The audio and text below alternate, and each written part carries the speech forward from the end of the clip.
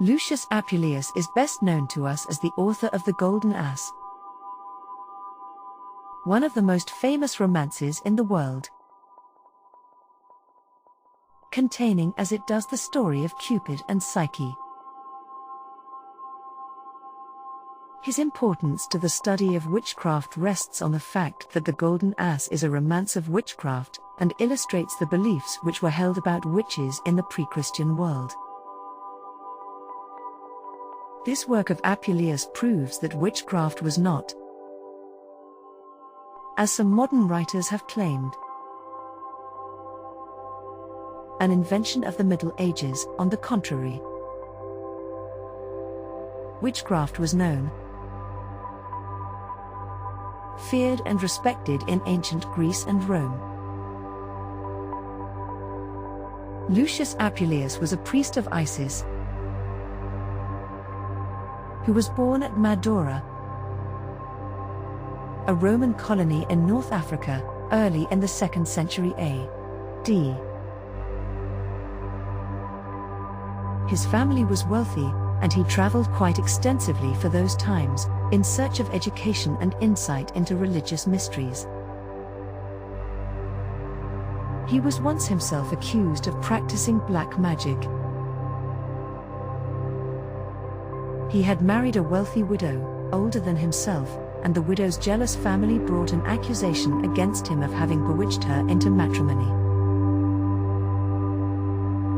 However, Apuleius successfully defended himself in court by a brilliant and witty speech, which was later published under the title of A Discourse on Magic, Apuleius Apologia Sive Pro Se de Magia Liber, with introduction and commentary by H. E. Butler and A. S. Owen, Clarendon Press, Oxford, 1914. His book The Golden Ass has been translated into English by William Adlington in 1566, Simpkin Marshall, London, 1930, and AMS Press, New York, 1893, and in our own day by Robert Graves in 1950.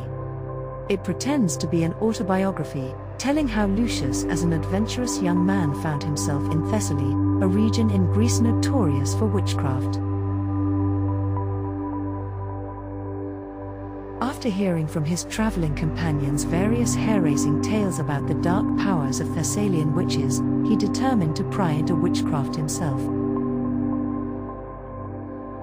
His cousin, Verena, warned him that his host's wife, Pamphili, was a most dangerous witch, but her words of caution only made his curiosity keener. He resolved to seduce Pamphili's maid, Fotis, and thus gain entry into the secrets of Pamphili's witchcraft. As Fotis was quite willing to be seduced, Lucius' plan at first appeared to prosper. He persuaded the girl to let him secretly watch her mistress anointing herself with a magic unguent, which transformed her into an owl and enabled her to fly through the night in that shape. However, when Lucius got the girl to steal a pot of the witch's unguent for him, it changed him not into an owl, the bird of wisdom, but into an ass. Fotis told him that the countermagic which would restore him to human shape was to eat roses, but before he was able to do this he passed through one wild adventure after another, until the goddess Isis took pity on him and helped him to regain his humanity. The witches in The Golden Ass have many of the characteristics attributed to those of the Middle Ages.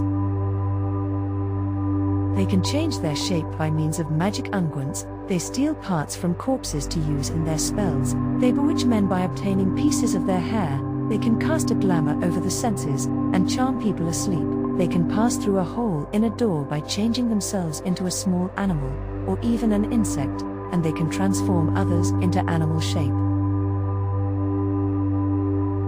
However, Apuleius as a priest of Ulcis shows both sides of the cult of the moon goddess, the right and left-hand paths. He recognizes Isis as the queen of heaven, yet identical in her dark aspect with Hecate and Proserpine, the queen of the underworld. The roses which redeem Lucius from the shape of an ass are the symbol of the mysteries, an idea which in later years was repeated in the occult emblem of the Rosy Cross.